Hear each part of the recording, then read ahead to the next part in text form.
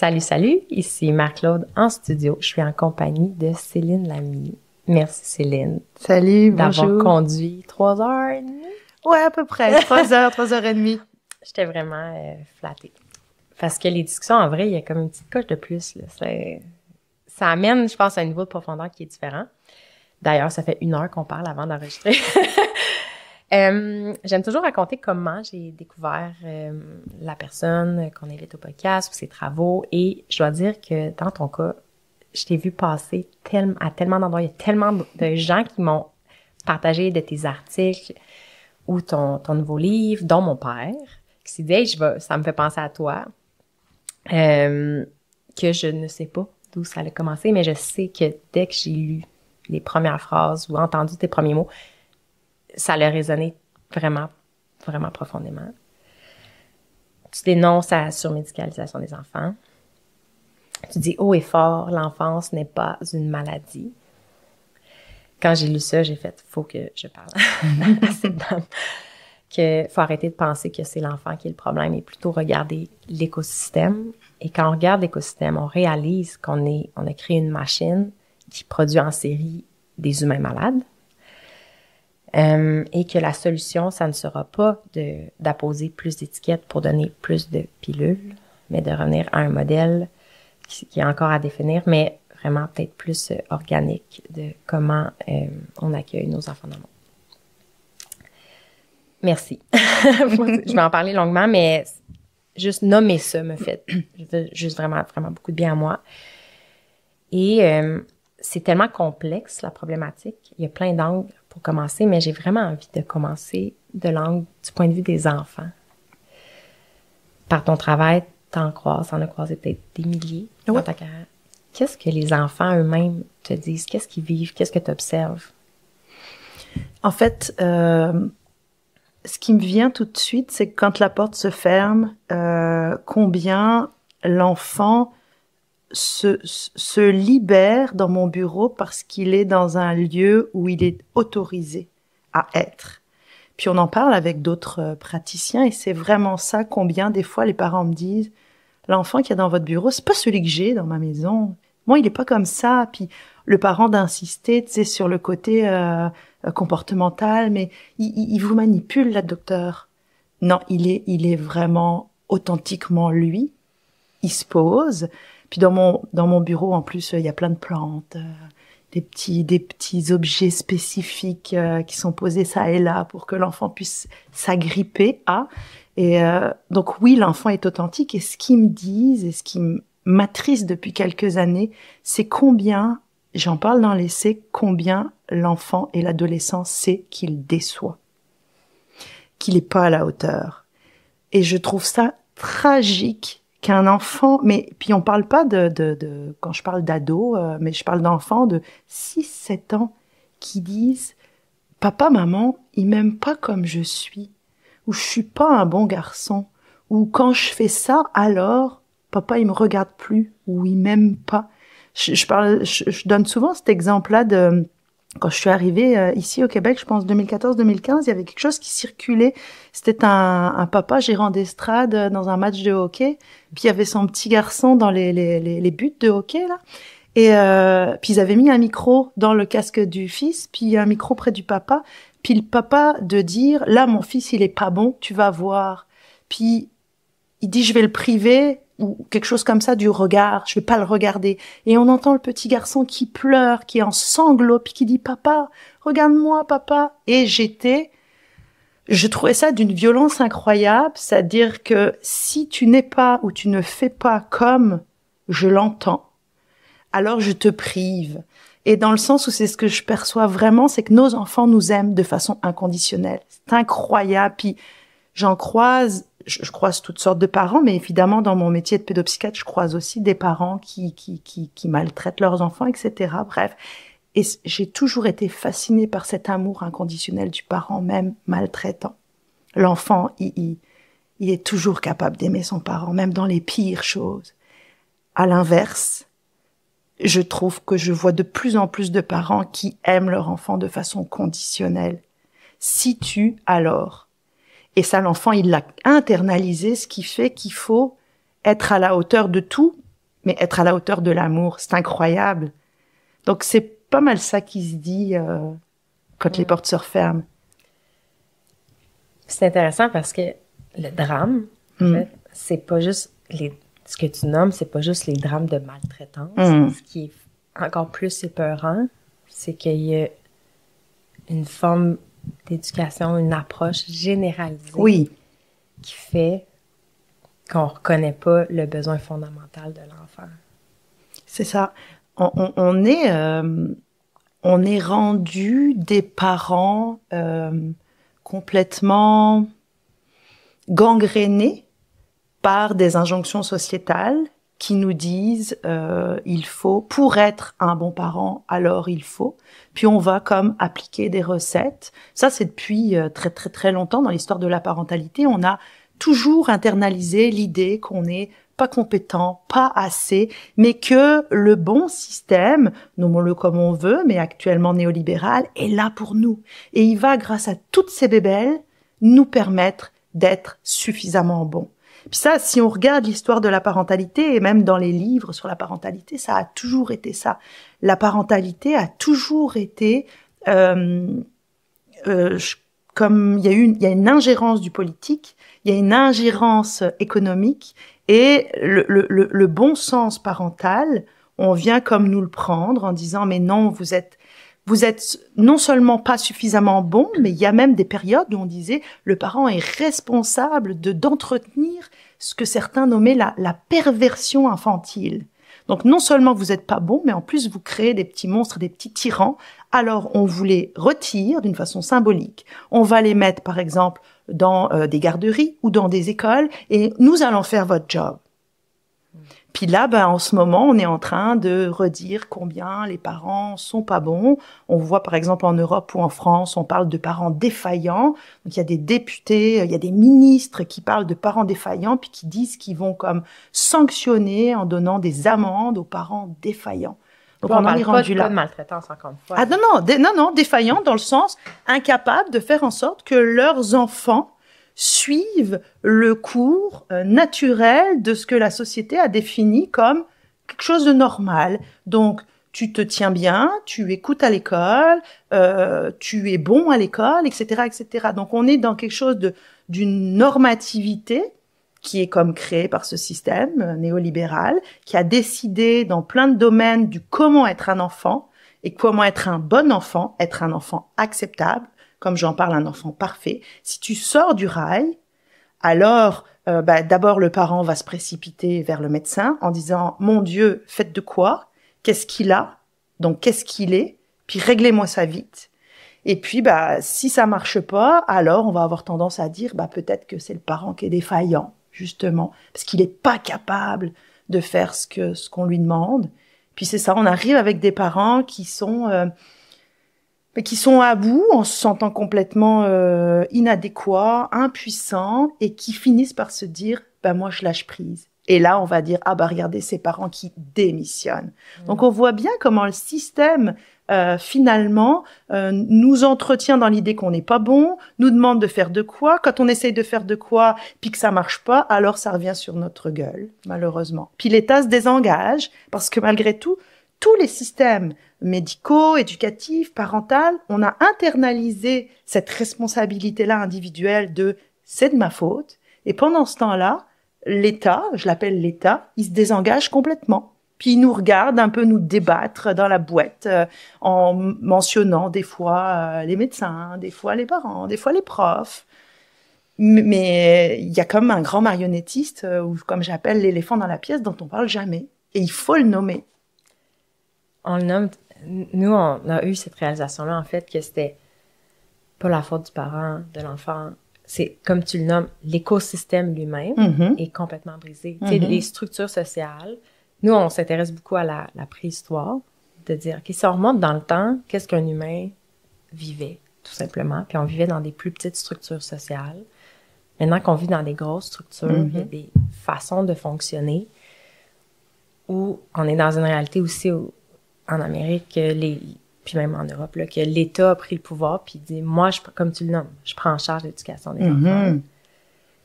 Puis graduellement, le parent Ben, moi, je pense en vient à croire, surtout qu'il observe plus un environnement social sain, que c'est d'autres personnes que lui-même qui a les réponses. Puis l'autre drame, c'est qu'on est nous-mêmes le fruit de ce système-là. Oui. Où on voit plus qu'autre chose est possible. On voit plus que passer une vie assis à l'école, ça, c'est normal, mais c'est pas sain. C'est pas naturel. Physiologique, en fait. C'est pas Exactement. physiologique. Notre cerveau est pas fait pour ça. Puis maintenant, les neurosciences le disent. On peut au moins s'appuyer là-dessus, puisque le néolibéralisme s'appuie beaucoup sur la science. On a tendance à parler de neuromanie. C'est comment les neurosciences se sont comme un petit peu insinuées là-dedans. Puis les politiciens ont tendance à utiliser les neurosciences pour imposer certaines normes. Mais utilisons les neurosciences dans le sens positif pour dire, les neurosciences nous disent qu'un enfant, pour apprendre, il n'a pas besoin de répéter 10 000 fois les choses ou de faire des lignes. Il a besoin d'être dehors et de jouer. C'est ça que nous disent les neurosciences. Puis c'est comment les politiciens vont comme grappiller à droite à gauche des petits trucs en disant, ah, moi je vais prendre ça, puis ça, puis ça, puis je vais construire l'école de demain. Non, c'est pas construire l'école de demain, c'est-à-dire qu'on fait à coup d'enveloppe budgétaire toujours plus de ce qui marche pas. Donc c'est comment on pourrait décider ici au Québec de dire, ok, allons-y dans une grande réforme, puis repensons qu'est-ce que c'est apprendre, pas l'école, parce que c'est ça, on est parti du principe que un enfant ça doit aller à l'école. J'entends tellement d'adultes qui me disent c'est le métier de l'enfant d'aller à l'école. Hein, ou quand on parle des enfants à l'école, on les appelle les élèves. Je comprends l'idée, mais il y a plein de profs qui m'écrivent en disant moi je refuse de les appeler les élèves, je les appelle les enfants. Parce que élève, c'est déjà une étiquette, puis c'est pas des élèves, c'est des enfants. Rien que ça, cette posture de dire j'ai en face de moi des enfants, ça changerait tout par rapport à ce côté rigoriste de là c'est un élève, comme on dirait un employé. Ben non.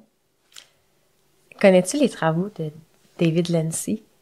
C'est un anthropologue. Ça me dit rien, non? Il a écrit un livre sur l'anthropologie de l'apprentissage à l'enfance. Puis justement, il explique que l'éducation, c'est une invention parce que dans les sociétés peut-être non industrialisées, l'enfant apprend par observation quand il est intégré à la vie des adultes. Puis il y a très, très peu d'enseignement formel. Puis que quand on essaie d'asseoir un enfant, il y a nécessairement de la résistance. Il veut pas vivre ça. Puis on est dans une société, comme tu dis, où on l'a vécu, en fait. Puis, tu sais, il y a le patron, on voit l'enfant turbulent. Ouais. Il y a un drame au niveau de l'enfant qui est jugé turbulent ou problématique dans l'intensité de ses émotions. Je crois qu'on se ressemble peut-être, qu'on était, en fait, l'inverse, on est des petites filles très tranquilles. Oui. Puis il y a ça aussi, c'est dans le sens que j'ai jamais eu de diagnostic de quoi que ce soit. On était comme le modèle parfait. Complètement. Qui fitait dans ce système-là. Puis là, j'en arrive à comprendre qu'il y a une partie de mes névroses, c'est pas un problème individuel qui part de mon cerveau, que c'est pas un dérèglement de mon cerveau. J'ai juste vécu une expérience qui est pas réellement humaine, puis que je voulais donc me conformer, puis répondre à une entité invisible qui allait me dire si j'étais bonne ou pas bonne. Fait que ce sentiment-là que les parents ont, tu sais, se tourner vers l'État pour se tourner vers quelqu'un d'autre qui va nous dire si on est valide ou pas, on l'a internalisé, puis on le réplique avec nos enfants, où on prend la posture de la personne qui va trancher sur ce que notre enfant va faire. Puis nécessairement aussi, notre rôle comme parent, c'est d'être des guides, fait que c'est normal. Fait que ouais. Mais oui, sur l'histoire de la petite fille, moi, je me reconnais complètement. Je parle enfin, tu sais, j'étais très docile, mais docile au sens vraiment terrible du terme, que ce soit à l'école ou à la maison. Puis je revois l'adolescence, quelques amis dire à mes parents, vous ne connaissez pas Céline en vrai. Et mes parents d'en être complètement bouleversés, mais au sens négatif du terme, hein, vraiment fâchés. Qu'est-ce qu'ils veulent dire? Qu'est-ce que tu nous caches? Etc. Mais c'est comment, effectivement, j'avais comme saisi que pour ne pas subir encore d'autres choses, alors il fallait justement rentrer parfaitement dans le moule. Et j'ai internalisé aussi, je me souviens très précisément du jour où, dans le regard de mon père, je lis que je le déçois. Il le dit pas, mais je vois que je le déçois par une une petite action d'une petite fille spontanée, très bavarde, mais on est dans un milieu en plus militaire, je dis quelque chose, et je vois dans le regard de mon père que je le déçois. Et c'est comment j'ai internalisé ça tout de suite en disant, OK, il faudra que je sois tout le temps à la hauteur pour ne pas leur déplaire ou pour ne pas leur décevoir. Quand je leur en parle, ils réalisent pas ça, puis ils disent, ben, on t'a jamais rien demandé. Oui, mais comme tu le dis, on a tellement internalisé ça en tant que parents, puis qu'on est quand même le bras armé de ce système qui est censé faire des citoyens, des bons petits soldats qui vont continuer à entretenir ce système, que, tu sais, c'est naturel que mes parents, malheureusement, aient dégagé ça, puis maintenant, ils me disent, on a fait comme on a pu. Et je comprends cette phrase-là, parce que maintenant que je suis une vieille maman, oui, je sais que je fais comme je peux. Mais par contre, je sais que si j'en reparle à mes enfants plus tard, cette phrase-là, je la prononcerai pas. J'ai fait comme j'ai pu. J'essaye maintenant, tout de suite, d'incarner ou de vivre avec eux, et aussi dans mon action en tant que médecin puis en tant que citoyenne, quelque chose qui me dira non, j'ai pas juste fait comme j'ai pu pour essayer de m'adapter à quelque chose de pourri. J'ai tapé dans la fourmilière, puis j'ai essayé effectivement de modifier quelque chose à mon petit niveau. Mais c'est pas vrai que j'ai juste essayé de me conformer. C'est plus possible. Fait que la jeune Céline, dans laquelle je me reconnais, là, qui était tranquille, qui avait peut-être peur de brusquer, puis la Céline maintenant, qui s'exprime. Oui. De manière, je trouve, très authentique, en tout cas, avec beaucoup de feu. Qu'est-ce qui s'est passé entre les deux? Ben, en fait, ça a été beaucoup de conformité quand même, y compris dans les études, en fait. C'est-à-dire que je voulais au départ être juge pour enfants, donc j'étais toujours tournée vers les enfants, mais il y avait quelque chose de l'ordre de faire des études aussi parce que on me disait que j'avais du potentiel, donc je voulais pas partir dans des choses un peu compliquées. J'avais un double élan, celui à la fois d'aller vers le monde, puis celui de rester dans cette société très normative, parce que il y avait quelque chose de très rassurant aussi. Mes parents, dans leur posture, avaient tendance à me laisser penser que, en dehors de ce rail, il y a du danger. Puis, au-delà de me laisser penser, c'est ce qui était nommé. Comme ce que beaucoup de parents nomment, hein. On va pas dans la nature parce que c'est dangereux, on va pas en dehors, on va pas sortir de la maison parce que c'est dangereux. Tu sais, toutes ces petites phrases-là qui font qu'à un moment donné, tu as l'impression que l'extérieur est dangereux, l'autre en soi est danger. Donc, longtemps, je me suis conformée. Donc, j'ai fait ensuite médecine, j'ai été un docteur bien dans comme il fallait, tout en étant toujours en train d'ouvrir ma gueule un petit peu, mais en voyant que dire des choses qui pour moi étaient de l'évidence, qui ne fonctionnaient pas, ça ne marchait pas, ça braquait les gens. Donc j'ai fini par me dire, ok, c'est peut-être moi qui suis trop sensible, trop réactive, trop utopiste, trop idéaliste. Donc là encore, tu vois, j'ai vécu de l'intérieur ce qu'on fait subir à nos enfants, à savoir, face à ce qu'ils nomment, on leur dit, bah, t'es trop. Donc j'ai vraiment travaillé sur moi pour diminuer ce trop. Puis pour rentrer effectivement dans le système hospitalier, universitaire, etc. Ça a duré un bout parce que j'ai rencontré ensuite mon mari, on s'est mariés. Je suis vraiment allée dans le truc classique, hein, vraiment.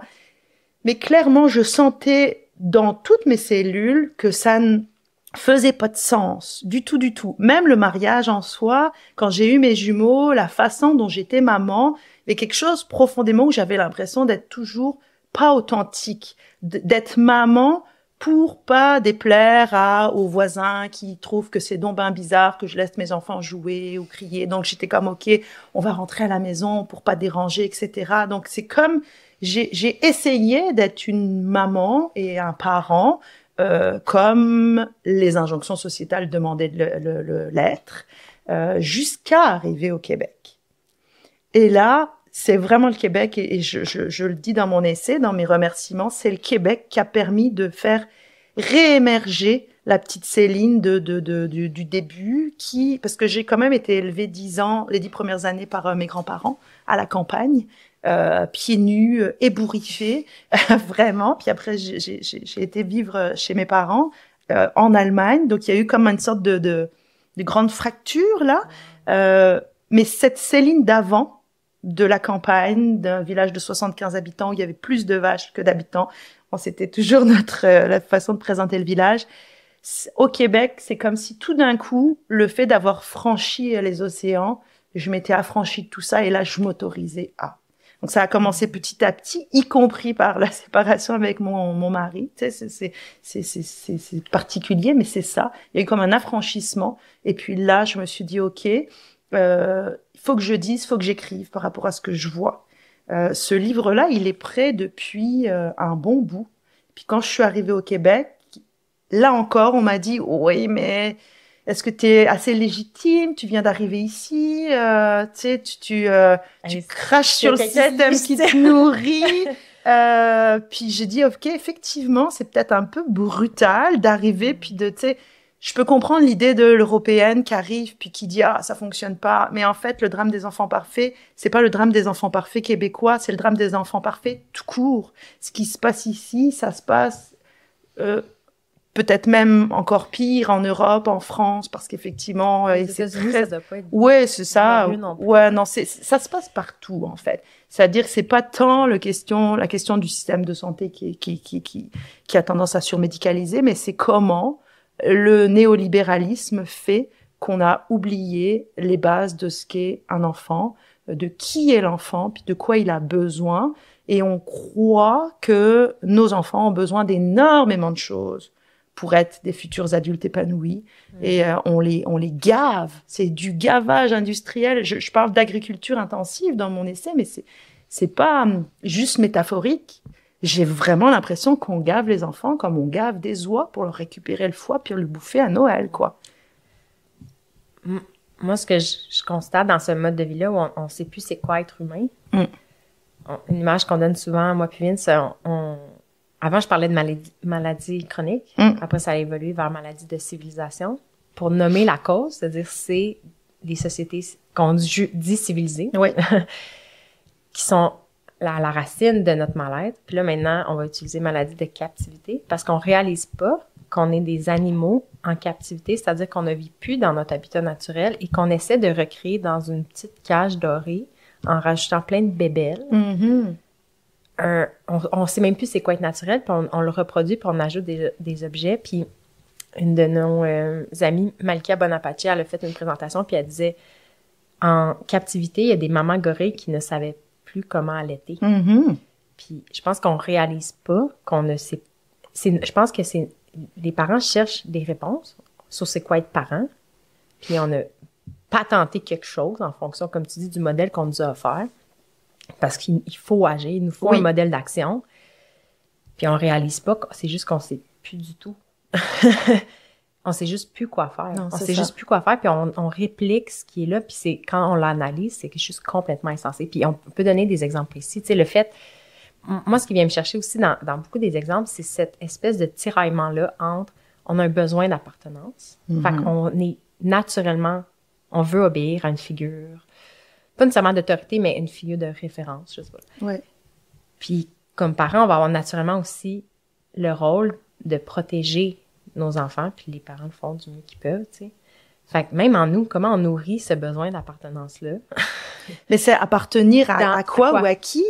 Parce que là, j'entends captivité, puis moi, ça me fait penser au syndrome de Stockholm, c'est-à-dire qu'on est vraiment là-dedans, dans cette idée de j'ai été prise complètement pendant des années, puis j'en viens à avoir des sentiments extrêmement positifs vis-à-vis de celui qui m'a kidnappée, en fait. Donc c'est, oui, appartenance, mais c'est comme si on avait d'idée que on appartient à ce système néolibéral-là.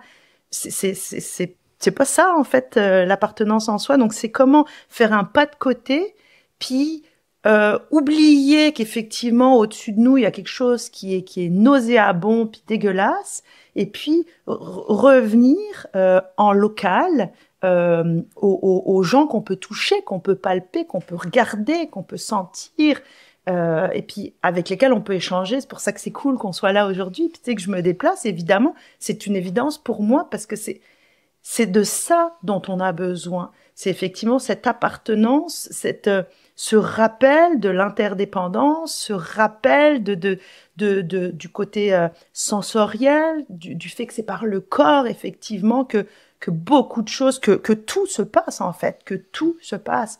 Donc moi, puis les gens me disent, ok, mais t'es anarchiste ou quoi? Mais non, c'est pas ça du tout. Mais je pense qu'à un moment donné, oui, il faut prendre un pas de côté, puis il faut juste se retourner vers son voisin. Je suis arrivée dans un nouveau quartier et j'ai voulu aller me présenter pour dire salut, Gabrielle, je vous présente les enfants. Et j'ai senti que j'étais dans l'intrusion. C'était l'incompréhension de mais qu'est-ce que vous venez faire là? Puis j'ai réalisé combien effectivement on a internalisé au-delà de toute mesure le fait d'une sorte de propriété, mais même très corporelle. Puis c'est comme si l'autre qui vient juste dire salut, je suis un humain à côté de toi, c'est méga anxiogène. Donc j'ai réalisé, j'en parlais avec mon conjoint, combien on est dans nos petites maisons très individuelles, en ayant la quasi-conviction qu'on est quoi, comme tout seul, puis ensuite donc on va dans notre tempo, on rentre dans notre voiture préchauffée, puis on va au travail, puis mais on est mu par quoi? Donc, de fait, quand on va au travail dans notre voiture préchauffée, puis qu'on arrive, par exemple, à l'hôpital, puis que là, on est supposé comme rencontrer d'autres humains. Mais ça peut plus marcher comme ça. C'est-à-dire qu'il faut que les portes s'ouvrent, il faut que les fenêtres s'ouvrent, il faut qu'on aille voir les voisins, puis qu'on crée en local des duos, puis des trios, puis des mini-villages, il faut qu'on se rapproche. Tu parlais de clans, mais oui, c'est ça, il faut qu'on revienne à des vies de clans. Parce que je vois pas comment faire autrement. Puis c'est pas rien à voir donc avec l'anarchie ni quoi que ce soit, mais je n'ai plus foi en l'idée que c'est le système d'en haut qui va nous donner des solutions. J'ai plus foi du tout en ça. Donc c'est nous qui allons petit à petit, main dans la main, corps à côté de chaque corps ou s'embrassant dans le sens symbolique du terme, qui allons avancer vers ça avec nos enfants, pour nos enfants. On n'a pas le choix. Parce que c'est quoi la prochaine étape sinon, tu sais, d'être dans nos maisons, qu'est-ce qui va se passer? C'est-à-dire que, puis je m'en rends compte déjà, il y a des familles, c'est même plus, à l'intérieur de leur maison même, ils vivent déjà individuels. C'est-à-dire que les ados sont dans leur chambre. L'idée, par exemple, de manger ensemble. C'est s'asseoir autour d'un repas. Quand je demande ça, les parents me regardent avec des grands yeux. Pour moi, c'est des questions essentielles de pédopsychiatre. Est-ce que vous faites des repas de famille? Oh ben non, chacun dans son coin, on regarde la télé, ou il y a la télé allumée. Donc, voilà, c'est comment déjà prendre conscience de ça dans nos propres maisons, puis créer ne serait-ce qu'un clan famille. Ça, j'entends la voix. Notre audience, on en parlait, c'est un peu des outsiders aussi. Fait qu'ils vont pas nécessairement ils se reconnaître. Ça se peut qu'il y ait des télés, là, je veux pas placer ça, mais une fois que j'entends des gens qui seraient dans le mainstream, c'est, là, c'est quoi le problème avec mon tempo, ma maison, mon auto, ma télé? C'est quoi le problème avec ça? Puis je pense que cette question-là vient quand justement on voit pas le décalage entre nos besoins essentiels, nos besoins fondamentaux et comment on vit en ce moment. Fait que tu sais, si on vient aux besoins fondamentaux de l'enfant, c'est spécial, là, mais faut le nommer, il faut revenir à qu'est-ce que l'enfant il a besoin, puis qu'est-ce qui fait qu'en ce moment, c'est pas comblé. Mais en fait, c'est ça, c'est que, oui, je nomme le tempo puis la petite voiture préchauffée, etc., mais c'est comment on est rentré dans un système où on a la conviction qu'on ne peut plus faire sans et que c'est donc un besoin, justement, essentiel. Puis pour les enfants, c'est la même chose. Quand je travaillais en maternité puis que je voyais une maman avec son nourrisson arriver avec plein de bébelles dans la coque, trucs lumineux qui font du bruit, etc., puis qu'elle me disait, c'est pour qui joue, pour qui s'éveille. À la base, c'est revenir à, c'est quoi l'éveil pour l'enfant? L'éveil, c'est pas la surstimulation, c'est pas en faire déjà un futur diplomate qui sait 12 000 langues parce qu'on l'a mis sur une application qui parle le mandarin, mais c'est comment, là encore, on a internalisé l'idée d'une sorte de performance. C'est comme si on avait peur, parce qu'on nous a dit que ça allait se passer comme ça, de scraper l'avenir de nos enfants. C'est pas tant l'avenir, on nous a même dit que si ça se passait pas comme ça, nos enfants seraient malheureux. Alors quel parent va prendre ce risque du malheur de son enfant?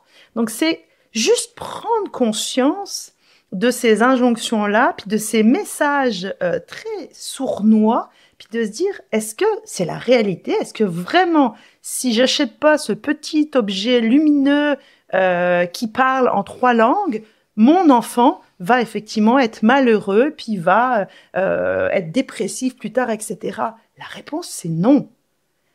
Mais c'est se poser, puis si on n'en est pas sûr, c'est d'en parler entre nous, entre membres du clan, et dire, t'en penses quoi? Est-ce que ça, j'en ai vraiment besoin? Puis de tomber sur quelqu'un qui va dire, en fait, tu sais quoi, ton enfant, il a besoin de toi. Puis c'est pas si évident comme réponse d'entendre ça, parce qu'il y en a qui vont dire, oui, mais moi, docteur Lamy, moi, j'ai pas le temps d'être avec mon enfant. Puis oui, je sais qu'on a aussi internalisé cette idée-là, qu'on n'a pas le temps, que quand on rentre le soir, faut qu'on fasse à souper, faut qu'on fasse le bain, etc.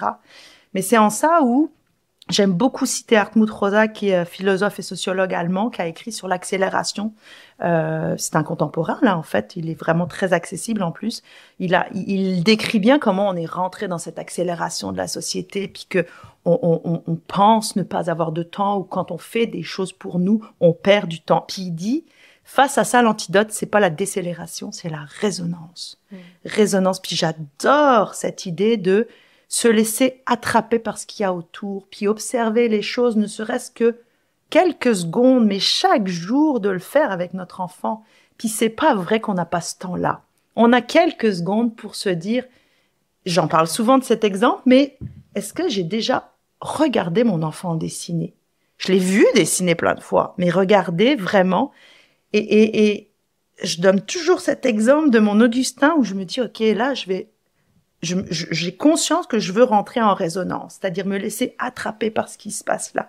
Et je le regarde dessiner. Et là, je me dis, je l'ai jamais regardé. Sa petite langue qui sort, ses petits doigts qui s'ajustent sur le crayon pour essayer de bien le tenir. Puis, il est tellement concentré. Puis là, j'ai conscience de ce qui se passe prodigieusement dans son cerveau.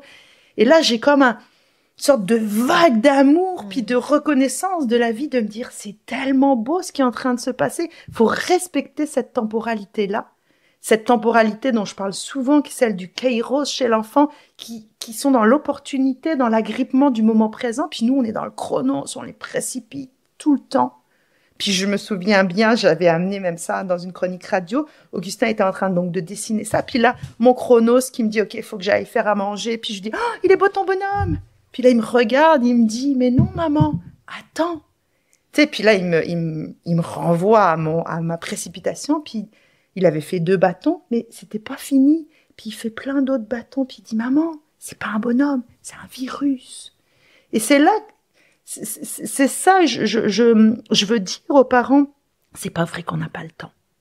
On se donne pas le temps. Et ça prend pas des heures. On demande pas d'être dans la résonance toute la journée, puis d'être assis avec nos enfants. Puis je comprends, j'ai la même temporalité que vous parce que cette société me dit que c'est comme ça. Mais ces moments-là sont précieux et c'est une façon de porter un autre regard sur notre enfant puis de réaliser que cet enfant, il est en construction, il est en épanouissement, puis il est en plein élagage aussi au niveau de ses neurones et puis qu'il faut respecter cet élagage-là, que c'est pas en le brusquant qu'on va accélérer cette autonomisation-là. Non, là, au contraire, on va le rendre insécure, on va le faire se sentir précipité, puis justement pas à la hauteur. Puis on va reproduire, oui, un mini-nous. Puis quand les gens me disent « Ah, mais là, moi, ça m'a pas empêché d'être un adulte. » Non, arrêtez, on se bouffe des antidépresseurs. Beaucoup, on va chez des psys, puis j'y vais aussi, mais c'est-à-dire qu'on traite nos névroses de cette société qui nous a brusqués. Que le système a fonctionné. Non, du tout. Ça va pas bien. Ça va pas bien. Mais j'ai vu ta publication sur le temps. Ouais. Puis la journée même, j'ai observé Marc Aurèle différemment. Puis je me suis tellement sentie mieux. C'était comme une pratique de pleine conscience, c'est-à-dire si tu peux juste goûter à un moment de pleine conscience, puis de vraiment comprendre c'est quoi après tu vas essayer de l'étirer dans ton quotidien. Complètement. Mais le mot résonance, je veux vraiment qu'on le garde parce que pleine conscience, c'est presque connoté, puis les gens se disent, OK, on est dans juste raisonner et se laisser agripper par l'autour. Quelques secondes. Je vais rebondir sur l'idée qu'on n'a pas le temps. Moi, je pense qu'il y a une partie qu'on a littéralement moins de temps, dans le sens où avant, justement, il y avait une tribu qui s'occupait avec nous de l'enfant. Puis là, on a la charge mentale de faire tous les rôles. Fait que je pense qu'une partie, c'est juste un overwhelm. Oui. Qu'on s'en rend pas compte, mais qu'on a sur nous toutes ces choses-là. En plus, avec le discours, faut que je sois indépendant, faut que je gère tout seul. Moi, comme mère, c'est ça. Même si je lisais autant de récits ou anthropologiques ou historiques sur le fait que la famille nucléaire, ce n'est pas l'unité sociale de base, c'est le clan un peu. Malgré tout, j'avais en moi cette petite phrase-là qui me disait « Tu devrais te débrouiller tout seul », tu sais. Puis en plus, on est dans, tu sais, il y a la notion temporelle, mais il y a aussi la notion spatiale. En plus, on est dans un environnement qui manque de nature, puis qui manque d'autres humains. Puis je pense juste de base, notre fonctionnement de base fait qu'on est dans un état de détresse, qu'on n'est pas capable de s'expliquer. Mais en fait, si on y réfléchit bien, c'est assez clair d'où ça vient. Tout est construit dans l'urbanisme, tout est pensé pour nous mettre dans des cages à poules. Si on regarde un immeuble, Augustin, on passait devant un immeuble, il me dit « Maman, regarde cette maison qui appartient à une madame. » Il dit « Elle est grande, elle est haute. » Je dis « Non, Augustin, à chaque fenêtre, il y a une famille. » Puis, en disant ça, je me suis dit « Oh, waouh, effectivement. » C'est-à-dire que tout est pensé pour qu'on soit parqués, pour qu'on soit coupés les uns des autres et pour qu'on ait effectivement ce sentiment, on dit d'individualisme, mais c'est de solitude profonde qui pousse à une détresse, à un sentiment de je suis pas capable, mais il y a toujours un produit qui va t'aider à te sentir plus capable, ou parce que tu vas acheter ça, alors temporairement pendant quelques semaines, tu vas te sentir bien. Et puis bah c'est juste, donc oui, on sait d'où ça vient. Puis tout est pensé dans les villes, tout est vraiment, c'est super futé en fait. Oui, le capitalisme est fait comme ça. C'est de nous isoler, de nous couper de nos racines, des autres, nous faire nous sentir mal, mais de nous proposer toujours le dernier produit, du dernier cri qui va nous faire dire « Ah bah oui, merci ». Moi, je l'appelle grand-papa, hein. Merci grand-papa, merci d'être là. Ouais. Mais ça vient de... Je pense que on a une tendance naturelle à vouloir un retour rapide avec peu d'efforts. Ouais. Puis le système, je viens du monde du marketing, fait que je comprends comment cette machine-là fonctionne. Puis on disait toujours, on n'invente pas des besoins. Chaque nouvelle bébelle, en fait, doit répondre à un besoin fondamental. Puis un des plus puissants, c'est justement, puis ça, je le comprenais pas, là, c'est le besoin d'appartenance. Moi, je comprenais pas pourquoi une gang de jeunes, Nike faisait des campagnes pour cibler les ados, puis était capable de vendre des souliers juste sur le fait que c'était plus cool. Je comprends pas ça, tu sais. Moi, j'étais dans l'utilitarisme, tu sais, borderline, l'esthétique. Je comprenais pas la perspective marketing de l'effet de gang. Les gens, ils réfléchissent pas, tu sais. Ils voient pas que, genre, c'est juste un voile, tu sais, que les souliers sont faits en Chine, là, tu sais, c'est terrible, là. C'est de l'esclavage, mais... Puis maintenant, je commence à le comprendre. On est programmé pour vouloir un retour immédiat. Fait que la pilule magique, c'est juste, les compagnies ont compris que la promesse, c'est tu vas avoir un résultat rapidement sans aucun effort, c'est assurément ça qui va se vendre le plus, tu sais. Puis tout est pensé par, tu sais, en souterrain, il y a toujours les neurosciences, des psys, des psychos qui parlent bien justement de l'aspect très dopaminergique. Donc on cherche des boosters de dopamine, de plaisir, puis c'est comment tout vient nous remplir de tout ça, puis on est dans des bains de dopamine permanents. Mais comme tu le dis très justement, c'est que ça part de nos besoins fondamentaux. C'est comment en fait on a comme coupé notre connaissance des besoins fondamentaux chez l'enfant. On élève donc des enfants pour qui les besoins fondamentaux sont pas respectés. Puis je dis besoins, mais les droits fondamentaux sont pas respectés. Mais comment, à chaque moment, à chaque année de vie d'un enfant, le système, lui, vient compenser ce qu'on nous oblige à couper à la base. C'est fou, en fait, hein. Alors qu'il suffirait, par exemple, déjà de parler de l'attachement aux mamans, puis à la maternité. Avant de partir, j'ai 2 enfants assez jeunes, puis j'étais comme hallucinée de « Avez-vous eu votre formation du bébé secoué ?» Non. « Ah, je vous envoie quelqu'un. » Donc on m'envoie quelqu'un, puis il y a une madame qui me donne un papier, puis qui me dit « Vous devez remplir ça. Qu'est-ce qui se passe si vous avez envie de secouer votre enfant ?» Ok, puis ça prend 2-3 minutes, puis votre mari doit le remplir. Je dois vérifier que vous l'avez signé, puis on nous dit rien, juste qu'on a comme pensé pendant 2-3 minutes qu'est-ce qui se passe quand on se sent comme submergé. Et là, je réalisais combien ce temps-là, tout ce temps devrait, oui, c'est important, mais aussi être évoqué sur l'attachement, le regard, sur tu vas être déçu, mais fondamentalement de ce qui se passe dans la parentalité, parce que c'est physiologique, c'est comme ça que ça se passe. Quand tu es enceinte, tu es baignée d'hormones, tu vas avoir des représentations maternelles de qu'est-ce que sera ton enfant, quelle maman tu seras, quel parent, quelle relation tu auras. Ça t'aide à créer ton attachement, mais on oublie de te dire qu'à la naissance, oublie ça et fais le deuil de tout ça et rencontre réellement ton enfant. Ça devrait être dit. Personne nous le dit. Donc on nous laisse aller, go, avec notre petit papier de l'enfant secoué. Mais tu vois, c'est comment la société nous coupe de choses essentielles, puis après nous dit « Ah, ben t'as pas été capable, ma chérie. Mais tiens, je te donne ça. Voici un programme spécifique de parentalité. Ma grand-papa est là. » Je trouve ça tellement, je vais le dire, dégueulasse, en fait. C'est un système médical, là, on tombe dans qui est basé sur, moi, de ce que je comprends, le risque zéro. Ouais. Ils veulent, puis qui est centré sur la maladie. Puis quand tu cherches la maladie, tu vas en trouver. Puis quand tu as un système pharmaceutique qui fait son argent sur les malades, c'est ce que ça donne. Fait comment, je pense que ce qu'on partage dans notre quête, c'est l'envie de transitionner vers un système.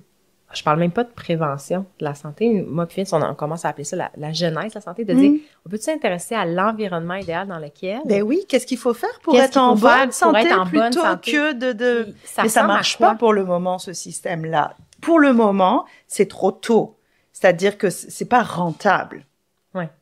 Tu sais, je parle de la santé mentale, mais l'association des psychiatres québécois avait proposé construit un programme de la bonne santé mentale, puis l'introduire dans les écoles le plus tôt possible. Ça a été refusé. Pourquoi? Ben, pour plein de raisons. Ça a été refusé au niveau gouvernemental et autres. Tu sais, c'est parce que à implanter, etc. Mais pour nous, c'est une évidence que il faut passer par c'est quoi être en bonne santé mentale, préserver ta bonne santé, qu'est-ce que tu dois faire dans tes relations, dans les réseaux, dans les jeux vidéo, tout ça c'est essentiel. Pourquoi effectivement tout ce qui est de l'ordre du programme préventif, ça a l'air si compliqué à mettre en place. Ouais. Pourquoi? C'est toujours ces grands-papas ne voient pas l'intérêt. Nous, moi, je me suis embarquée dans ce cheminement-là. Moi, mon sentiment d'appartenance, c'est au domaine des saines habitudes de vie. Puis des fois, je me dis, dans quoi je me suis embarquée? J'ai l'impression justement de devoir faire quelque chose qui fait que, tu sais, de réfléchir à long terme, de voir l'écosystème au complet, de dire, en ce moment, ce qui fonctionne le plus facilement, c'est exactement l'inverse, genre, sur quel presque champ de bataille j'embarque, mais parce qu'il faut faire des deuils, en fait. C'est ça, il faut... Quand les gens nous entendent, ils se disent, mon Dieu, ça veut dire que je dois me défaire de ça, de ça, de ça. C'est-à-dire qu'il y a la notion de perte, il y a la notion de séparation, de quitter quelque chose, de deuil. Ce mot-là, il fait peur. Mais c'est comment lâcher certaines choses pour embrasser d'autres. C'est pas juste se couper d'eux, puis, tu sais, c'est ça qui fait peur. Puis, il y a l'idée de se marginaliser. Il y a aussi l'idée du regard, du jugement, de devoir justifier, parce qu'effectivement, il y a encore toute cette grande tranche populationnelle qui dit, voyons donc, c'est effectivement tellement plus facile de faire 2-3 clics puis d'aller commander ton produit ici qui vient de l'autre bout du monde, Amazon, si tu as besoin d'un bouquin, demain il est là. Je sais que un des trucs je l'ai beaucoup entendu d'autres mamans qui nous suivent, c'est j'essaie de faire autrement. puis je vois les bienfaits sur mon enfant. Mais si je nomme que je suis fatiguée ou je suis débordée, là, on me dit « Ah, mais t'es trop perfectionniste, t'es trop idéaliste. » Puis c'est parce que t'essayes des choses alternatives que tu te nuis à toi-même. Fait que tu devrais faire comme... Pourquoi tu fais pas comme tout le monde? Puis, hey, mini pause! Si cet épisode t'inspire, tu peux inspirer quelqu'un d'autre en retour. Tu peux avoir un impact positif sur la vie de quelqu'un d'autre. Tout ce que tu as à faire, c'est de laisser un review pour le podcast de Vivace. Dès maintenant, tu peux prendre ton téléphone, ouvrir ton application d'écoute et laisser un commentaire. Pas besoin de te casser la tête, écris une chose que tu as aimé de la discussion. C'est ce qui nous permet de faire rayonner des idées et c'est ce qui te permet d'aider quelqu'un en retour. Au final, je pense que ça me perturbait réellement, puis j'essaie de reconnaître que c'est juste que on a besoin, il y a toujours des forces de conformité dans toute organisation. C'est comme normal. Puis ça a une force de gravité, puis il faut apprendre à, comme tu le dis, s'affranchir de ça, mais recréer autre chose. Tout à fait. D'où la force du clan. C'est évident que si tu fais ça dans ton petit endroit tout seul, porte fermée, c'est tellement anxiogène que je peux comprendre que c'est difficile. On peut pas juste quitter le système parce que c'est ça, la solitude est... Ben, en fait, on peut le supporter un certain temps. Nous, c'est ça qui est arrivé. On s'est sentis seuls pendant tellement longtemps. Puis je suis contente quand même d'avoir... C'est comme la traversée du désert, tu sais. Puis là, on est comme ailleurs, puis on a créé des amitiés. Puis depuis que j'ai des amis qui partagent une vision du monde similaire, mon système nerveux s'est définitivement apaisé. Mm-hmm. Là, depuis tantôt, je repense à l'enfant, là, assis dans ton bureau. Il est un homme qui sent lui-même... Il perçoit déjà à un très jeune âge qu'il y a des attentes envers lui, qui déçoit, il comprend peut-être même pas comment combler son parent, en fait. Qu'est-ce qu'il nomme d'autre sur ses besoins? Est-ce qu'il dit, genre, j'ai pas envie d'aller, j'ai pas envie de j'ai pas envie d'aller à l'école, je veux dire, c'est quotidien, dans le sens où on en a fait même une maladie qui s'appelle la phobie scolaire ou le refus scolaire anxieux. Oui. Donc, moi, on me les envoie pour ça, parce qu'ils sont en refus scolaire anxieux ou en phobie scolaire. Donc, c'est plus que nommé, c'est pathologisé, c'est sûr. Puis, au-delà d'être pathologisé, c'est que de fait, un enfant qui va pas à l'école, puis que le parent, puis, attention, je mets des guillemets, le mauvais parent est pas capable de forcer son enfant à aller à l'école. Donc, dans ces cas-là, l'école signale au DPJ, le DPJ rentre dans... Et il y a des enfants, puis ça, je veux le nommer, qui sont placés en centre parce que le parent n'arrive pas à les mettre à l'école. Parce qu'il faut bien que quelqu'un arrive à faire plier l'enfant, faire céder l'enfant. Donc, c'est comment... Puisque vous, parents, vous n'êtes pas capables d'eux, alors nous allons prendre en charge ça. Puis j'entendais effectivement le ministre Carman dire, il y a tellement d'enfants qui sont placés dans les centres qui devraient pas y être parce que c'est pas de ce registre-là. C'est pour une fois le seul moment où j'étais d'accord avec lui là-dessus. Oui, effectivement, il y a des enfants qui sont placés en centre parce qu'ils vont pas à l'école, puis parce que les parents sont jugés incompétents là-dedans. Et moi, je les ai dans mon bureau, ces parents-là. Ils font tout ce qu'ils peuvent pour que leurs enfants aillent à l'école, mais c'est des enfants puis on a tendance à me dire, ouais, mais c'est des enfants rois, puis c'est des parents laxistes, alors il faut reprendre les rênes. Mais c'est au-delà de ça, l'enfant, il dit d'autres choses, il dit pas juste, je veux pas aller à l'école parce que je veux pas aller à l'école. Il nomme par le symptôme que, je leur dis toujours, mais le système dans lequel on le met ne fonctionne pas. Et heureusement qu'il y a encore ces enfants-là qui crient. Mais quand il y a une enseignante qui me dit, il y a sur 25 élèves, 19 qui ont un diagnostic et des médications, est-ce qu'on peut juste arrêter de niaiser? C'est pas vrai que, je le dis à chaque fois, mais qu'au Québec, on a un microclimat qui fait qu'il y a 19 enfants sur 25 qui ont des diagnostics. Est-ce qu'on peut se poser et se dire, est-ce que ce qu'on leur propose fait pas de sens? Ou on a encore cette vision très adulto-centrée de, voyons, moi, à mon époque, dans ma classe, et on entendait une mouche voler.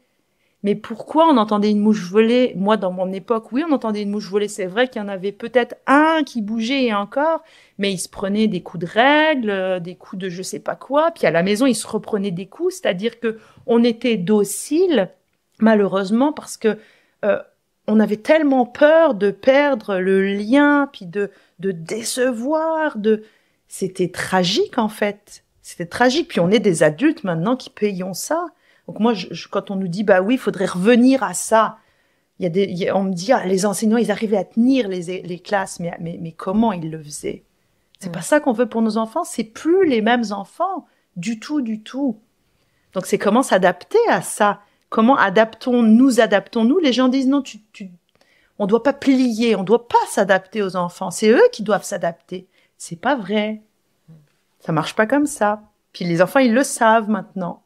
C'est fou. Depuis tantôt, j'ai la vision des enfants qui se font dire qu'ils sont brisés. Oui. Parce qu'ils sont réfractaires à faire quelque chose qui n'est pas naturel. Mm-hmm. Puis qu'en plus, on juge que c'est normal, puis que des personnes qui disent non, qui disent ça va pas bien, se font dire non, tout va bien. Genre, vous créez du malheur, vous êtes juste des oiseaux de malheur. Mais comme tu dis... Ils sont en bris de fonctionnement, les enfants. C'est un terme fou que j'ai découvert. Je dois quand même le dire en arrivant ici. Les premières consultations que j'ai eues, c'était bris de fonctionnement. Bris.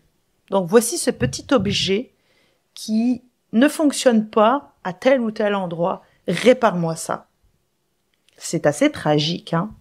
C'est pour ça que je disais le drame des enfants parfaits. Il y en a qui me disent, voyons, vous êtes allé un peu fort en parlant de drame. Non, c'est pas un drame, c'est une crise.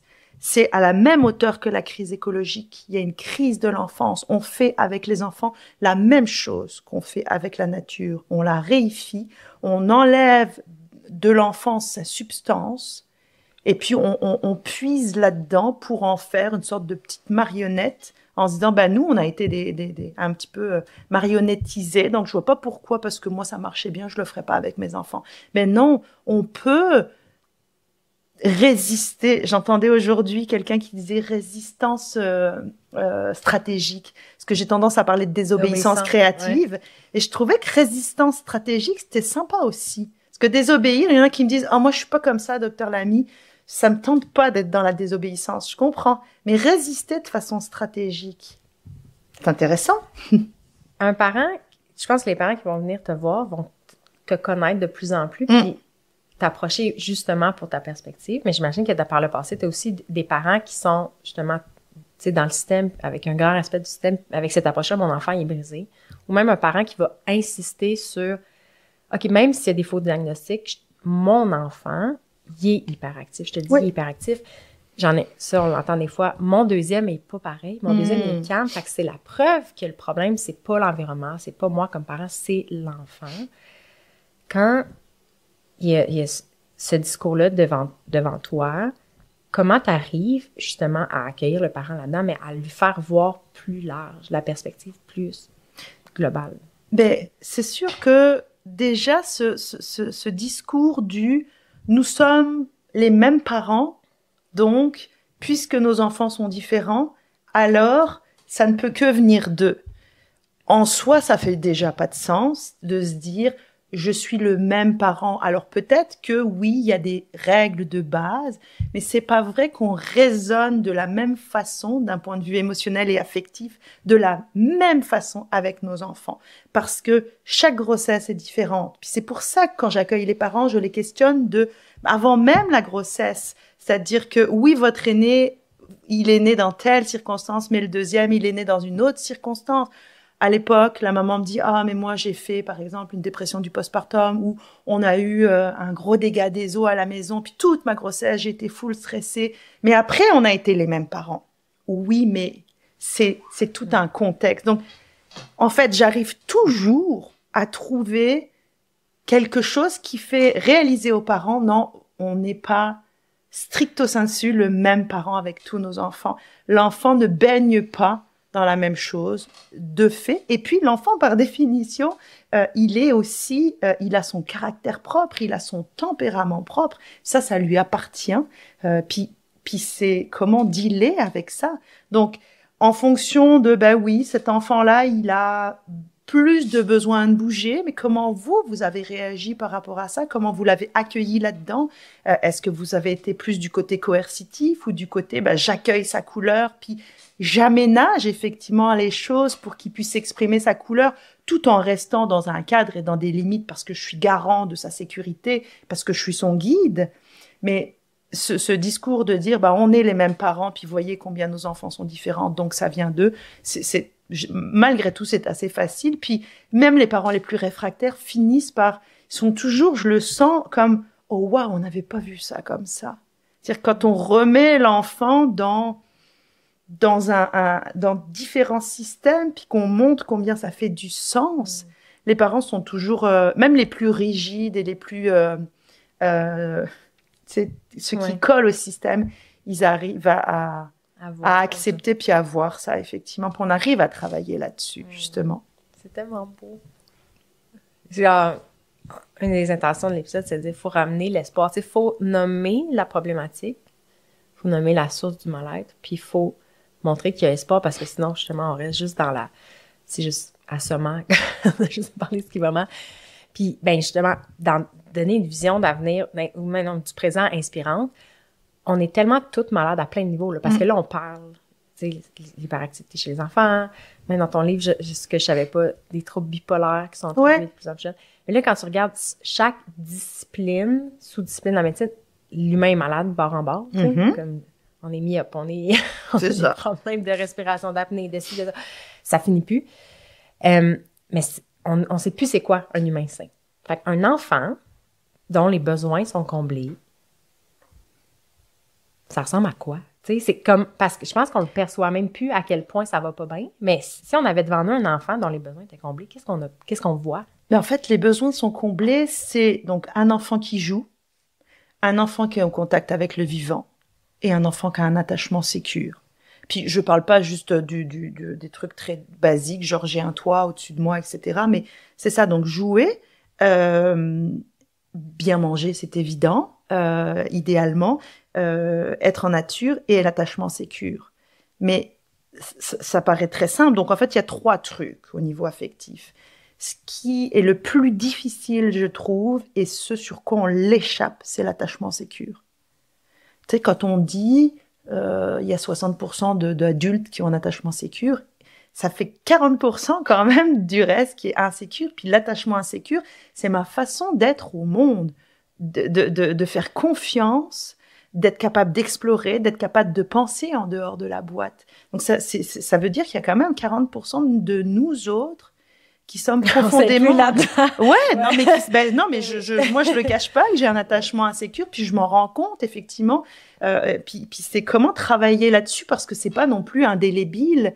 Tu sais, c'est comment réaliser qu'on a eu un attachement insécure pour plein de raisons qui appartenait quand même à une sorte de survie psychique, tu sais, de résilience, puis qu'on a aménagé ça pour supporter des choses, mais que maintenant on n'en a plus besoin. Puis décider de se dire, OK, je donne la chance à l'humanité. Puis non, c'est pas vrai que tous les gens que je vais rencontrer ont été comme peut-être certains pourvoyeurs de soins à un moment donné. Je suis plus là-dedans. Mon conjoint est pas mon père, etc., etc. Donc c'est comment travailler sur ce narratif-là. Mais l'attachement, pour moi, c'est là où on l'échappe. Et j'en parle énormément. C'est pour ça que je dis, oui, la formation du bébé secoué, mais je pense que c'est essentiel de dire à tous les parents comment créer une sorte d'environnement qui va favoriser un attachement sécure. Parce que le but, dans le fond, la formation sur le bébé secoué qu'on a eu, tu sais, c'est genre, ils nomment, c'est ça, c'est juste de voir la même scène d'un angle différent. Ouais. Eux, ils vont juste nommer ce qui peut aller mal en disant, puis voici, dans le tragique, tout de suite. Tragique. Quand t'es au bout, qu'est-ce que tu dois faire? Exactement. Au lieu de nourrir. Fait dans ta profession, t'es devenue une pro à identifier des variables chez un enfant pour le catégoriser d'une manière ou d'une autre. Si t'avais à diagnostiquer le bonheur, tu sais, c'est comme concret. Je pense, je réalise, je peux pas tant nommer qu'est-ce qui fait que j'évaluerais quelqu'un comme heureux ou que je m'auto-évaluerais comme quelqu'un comme heureux. Tu comprends? Fait que mettons en fait, je suis sortie complètement de l'idée du bonheur. Okay. Parce que souvent, quand je demande aux enfants ou à des adultes, qu'est-ce que tu veux, ils me disent être heureux. Ouais.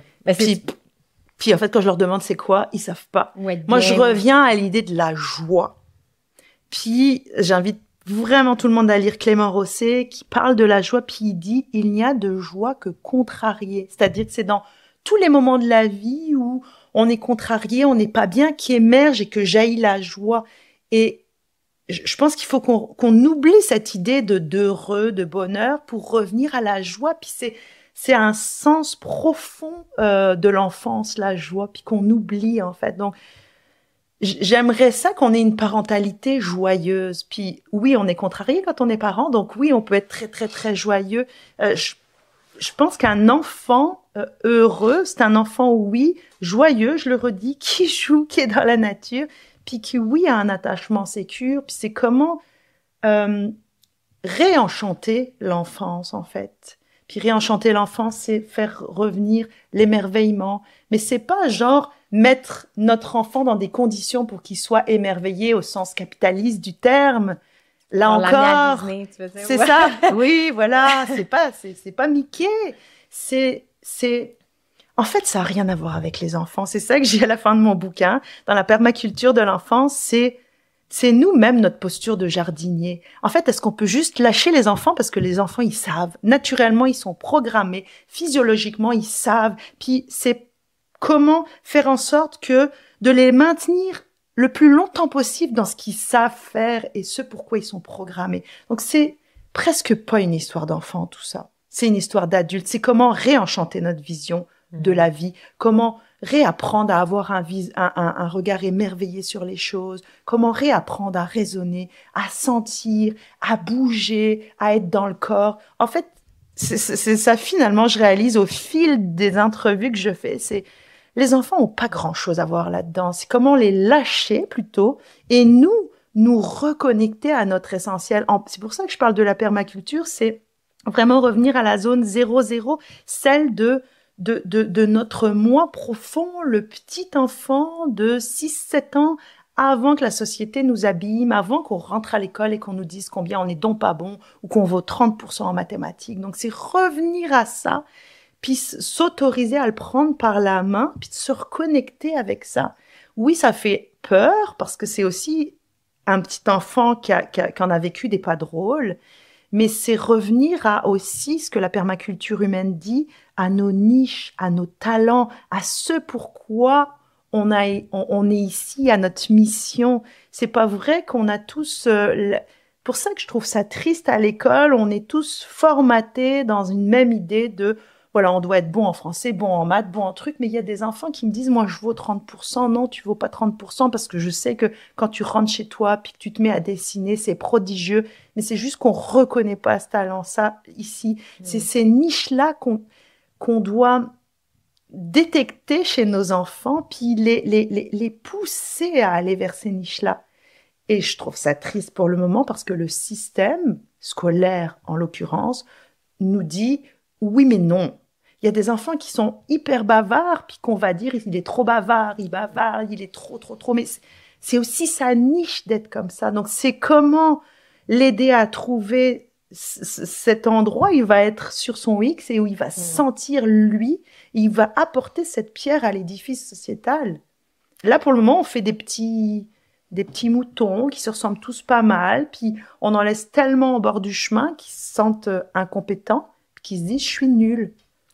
Ça me fait penser, avec ma maîtrise, j'étais dans le département de gestion. En fait, c'est une maîtrise en gestion, puis c'est de comprendre comment faire fonctionner des grandes organisations à un certain but. Puis ce qui revient, c'est ce que tu vises, tu sais, tu le traduis en paramètres, puis tu l'évalues, tu évalues ton cheminement, voir t'aiguiller. Puis à l'école, c'est qu'on a mis certains paramètres en place, comme par matière, le français, les maths, qui sont qui excluent complètement, là, c'est dans l'obscurité totale, l'émotif, le spirituel, tout à fait, les relations humaines.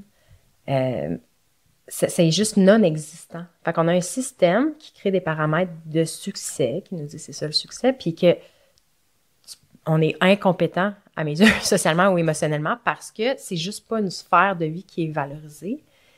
Puis qu'il y a une partie de reprendre notre pouvoir comme parent. Je pense que ma question tantôt sur, tu sais, comment on évalue si on est un être sain ou bien, parce que j'ai sincèrement comme pas cette référence-là complètement pour dire, si on veut s'écarter du modèle actuel, faut avoir autre chose, faut aspirer à autre chose, puis par conséquent, on va juste se réaligner puis créer comme, tu sais, on va agir. Puis qu'est-ce qu'on est capable d'offrir aux gens, dire ça c'est possible. Ce niveau de bien-être-là, de joie, d'épanouissement est possible, puis on va l'illustrer, on va le nommer, parce qu'il faut qu'on change, tu sais, au moins notre envie de, j'allais dire obéir, mais c'est vraiment pas le mot, mais tu sais, de s'accomplir, puis de s'accomplir avec d'autres personnes, va être dirigé dans quelque chose de bénéfique. Mais tu l'as nommé, en fait, c'est-à-dire comment... Et en permaculture humaine, Bernard Alonso en parle bien, comment finalement, pour lui, un adulte sain, en santé, c'est celui qui a à la fois un hémisphère droit, un hémisphère gauche, tu sais, qui collaborent bien ensemble. Donc cette part très rationnelle avec cette part très artistique. Puis oui, il y a des gens qui sont plus rationnels puis plus artistiques, mais c'est comment ne pas être juste un cerveau sur pattes. Puis actuellement, c'est ça qu'on nourrit. C'est un cerveau sur pattes, mais il y a tout l'aspect émotionnel, il y a l'aspect, tu sais, le corps pensant, le corps ressentant, le corps effectivement très spirituel aussi. Là encore, on aurait comme toute une émission à faire là-dessus, mais combien les enfants et les ados dans mon bureau parlent d'une forme de foi. Puis je parle pas d'une spiritualité religieuse, mais très religieuse, mais comment les enfants, pendant longtemps, ils se sentent très connectés à plein de choses, puis petit à petit, ils deviennent très honteux de parler de ça, de cette connexion qui les dépasse, de quelque chose de plus grand qu'eux. Puis ils s'autorisent longtemps dans mon bureau jusqu'à finalement éteindre ça. Puis ça revient dans une forme de nouvelle spiritualité. Il y a plein d'adolescentes qui disent, moi je suis une sorcière, moi je suis ci, moi je suis ça, mais ça veut dire quoi? C'est pas juste des modes, ça veut dire qu'il y a un appel à quelque chose de, oui, de cette spiritualité-là qu'on a retiré. Mais sauf que le spirituel, c'est le lien au vivant, c'est l'interdépendance, c'est tout ça. Puis les enfants et les adolescents, ils nous appellent à ça. Ils appellent à ce retour-là. Quand on parle des écrans puis des jeux vidéo, les ados, quand ils sont dans des jeux vidéo où ils sont dans des mondes magiques, où ils peuvent être des chevaliers ou autres, dans des forêts magiques, mais c'est quand même dingue que le système ait réussi effectivement à créer cette magie-là en immergeant l'enfant dans quelque chose qui existe en fait. Qui est juste à portée de j'ouvre ma porte puis tout est là. C'est tellement beau. Je trouve ça beau que tu entends que les enfants, cette force de vie-là est tellement puissante. Vraiment. Que l'enfant va le nommer puis il n'est pas capable de le rationaliser. Il y a juste un appel profond. Tout à fait. Pour la nature. Moi, je l'appelle la vie. Comme, tu sais, il y en a, ça va être Dieu, il y en a, ça va être la force ou... Cette pulsion de vie-là est tellement forte que, justement, l'humain... Moi, c'est ça que j'ai réalisé. Parce que j'étais très, très critique des technologies. Puis j'ai réalisé, en fait, que l'appel de la vie est tellement puissant que... Puis on a un côté créateur. L'orgueil suprême, c'est de dire... On s'en rend même pas compte. C'est juste reproduire ce que la vie nous offre déjà. L'intelligence artificielle. Tout ce qu'on aime reproduire, c'est quelque chose qui se rapproche de quelque chose de naturel. Ouais. On s'en rend pas compte. Mais pourtant, c'est ça. Du chauffage, c'est une reproduction du feu. Mais on oublie au fil du temps que ce qui nous réchauffait, c'était le feu. Puis c'est là qu'il y a un décalage graduel de génération en génération. C'est qu'on ne sait plus c'est quoi la vraie... À la base, c'était quoi le besoin, puis la vraie chose. Puis là, on s'attache à l'objet. Puis une des questions que j'aime beaucoup pour ramener du vivant ou du naturel, c'est de comment nos ancêtres faisaient avant. Avant. Puis c'est là qu'on se rend compte que tout ce qui nous entoure, les objets, n'existaient pas. Donc, ce qu'on avait, comme tu dis, au lieu de penser à tout ce qu'on perd, non, des fois, j'entends, moi, je ne retournerai pas à l'époque des cavernes, je serais misérable sans Twitter, puis machin. Je dis, non, mais à cette époque-là, tu avais des compétences, puis tu avais d'autres humains autour de toi. Ça, les gens étaient à côté, donc tu n'avais pas besoin d'envoyer un texto. Tu n'avais pas juste rien, là. On n'était pas juste assis sur des roches à se dire que la vie est plate, là, tu sais, mais en tout cas, tu es aussi maman. Oui. Je voulais pas échapper cette question-là. Et justement, c'est une transformation spirituelle, finalement, de commencer à questionner ce système-là. Tu étais dans le moule avant, tu t'apprends à en sortir et tu vis l'expérience de maman en même temps qu'une expérience professionnelle. Au fil de tes découvertes, puis d'entendre même parler d'histoires de famille des autres personnes, c'est quoi le regard que tu portais sur ta propre maternité ou ta propre famille? Ben en fait, il y a vraiment eu...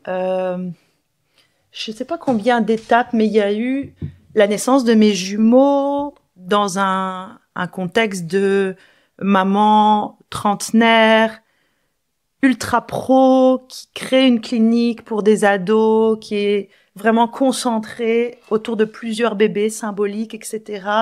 Mariée à un Français, dans un circuit très, je dirais, ouais, très à l'européenne, où clairement l'éducation des enfants, on le voit, il y a encore beaucoup de choses en France qui se disent par rapport à ça, est quand même très, malheureusement encore très coercitive. Puis où moi, je me retrouve clairement pas là-dedans, et en même temps, autour de moi, entourée de familles qui sont très sévères, et où je me dis, ça fait vraiment pas de sens. Puis je vis ça de façon très violente, et où j'en viens à me couper, en fait, de l'entourage, quel qu'il soit, parce que je me dis, je me sens pas du tout là-dedans, dans ce genre d'éducation-là. Puis c'est ça, il y a vraiment un grand schisme par rapport à ça, où je sens que la société veut que je sois. On me dit, tu devrais être plus, tu devrais pas faire ça comme ça.